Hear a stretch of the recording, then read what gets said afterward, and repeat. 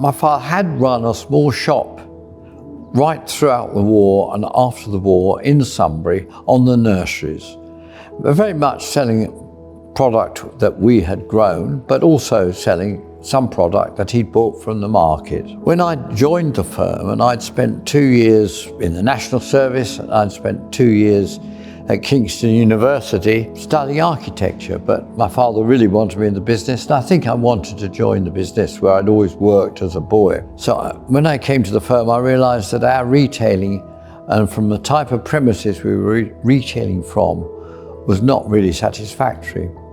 And I went to a conference of the Horticultural Trade Association at Oxford University, in fact, where they were discussing garden centres and the growth of, or possible growth of this industry.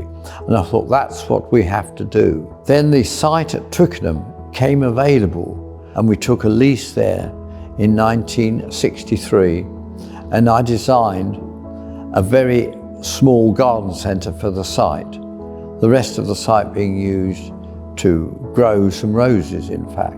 So my father opened our first proper garden centre in 1964 in Twickenham on the site that we still occupy today, and I have lots of memories of that site as a child, being told off for climbing on the compost bags. And I remember we were trading out of greenhouses effectively. It had a very, very distinctive scent, I suppose, you know, of bulbs and compost and fertilisers, and I've lots of memories of those days, of our first tea room with Eileen, with the beehive and the big tea urn.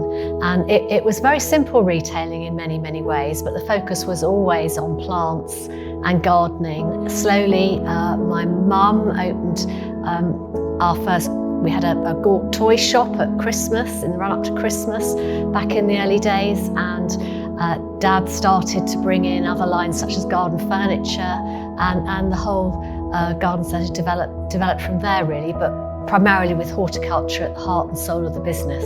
I think it was a very natural development for my father to open our first garden centre. You had a time of very high employment, whereas back in the 30s when the business started, there was lots of unemployment. At this point in the 60s, lots of people were doing their own gardens rather than employing gardeners.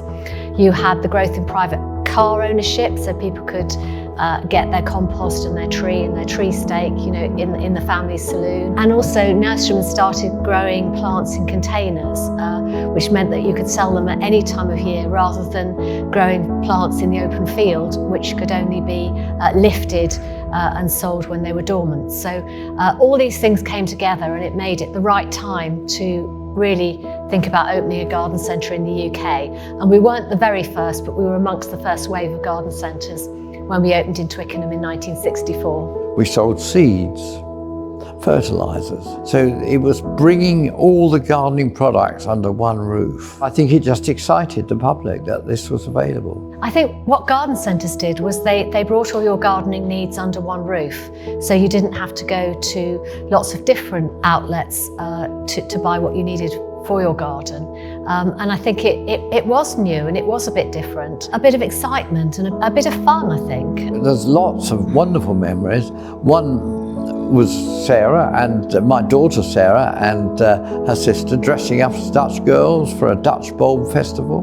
We were all the time trying to be innovative, do something different, something exciting, something extra to draw the public into the garden centre. One of my memories of early days was definitely Mum taking us to the garden centre, because Dad was working so hard and working 7 days a week. So we would go to the garden centres to meet with Dad, and we used to even have birthday parties at the garden centre when we were small. So many memories of those days, from probably getting in the way terribly when Mum and Dad were trying to work. But yeah, lots of lovely memories. What I remember from the early days as well is how, I think even more than today, we were very, very seasonal, and how busy the spring could be, and how busy bank holidays could be. And then even more than today, we were super quiet in the winters, and when it wasn't sort of peak gardening season.